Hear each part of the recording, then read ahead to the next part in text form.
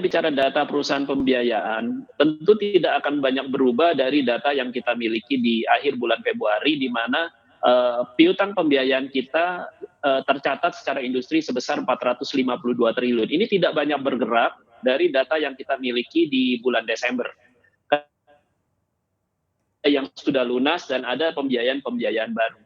Sampai dengan Maret, pertumbuhan pembiayaan kami masih bertumbuh secara di sekitar 2 sampai dengan 3%. Namun kita ketahui bahwa di awal bulan Maret 2020, pemerintah mengumumkan adanya wabah pandemi yang tentunya masuk di negara kita, yaitu di Republik Indonesia.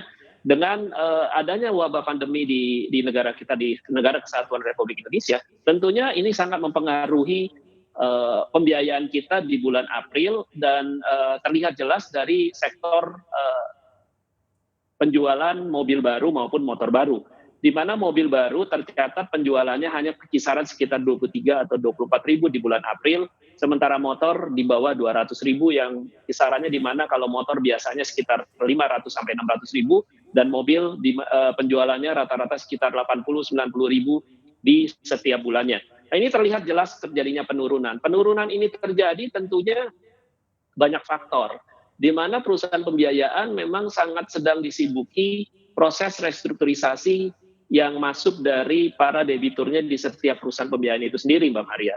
Nah, pada saat terjadi restrukturisasi, tentunya perusahaan pembiayaan juga mengambil sikap yang sangat hati-hati. Banyak beberapa dari anggota kami, perusahaan pembiayaan 80% mungkin akhirnya harus melakukan stop lending. Stop lending ini sebenarnya antisipasi terhadap situasi yang ada. Kira-kira demikian, Mbak Marin. Berapa besar untuk yang restrukturisasi ini? Kan juga kan kalau dilihat dari sisi cicilan, atau mungkin juga pemerintah kemarin sempat juga memberikan relaksasi juga begitu ya, untuk dibebaskan cicilan sampai dengan tahun depan. Ini seperti apa nih Pak update-nya, Pak? Ya, terkait apa yang disampaikan oleh pemerintah maupun OJK terhadap relaksasi ini, sebenarnya ini merupakan sesuatu yang diturunkan ke kami sebagai pelaku industri, di mana kami harus membuat pola-pola penjelasan atau edukasi kepada debitur-debitur kami.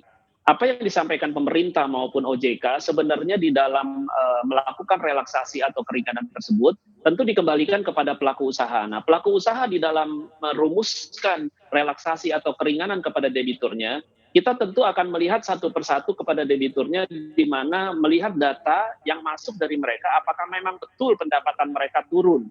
Nah, biasanya kami akan memberikan relaksasi itu dilihat mungkin 3 bulan dulu ke depan seperti apa.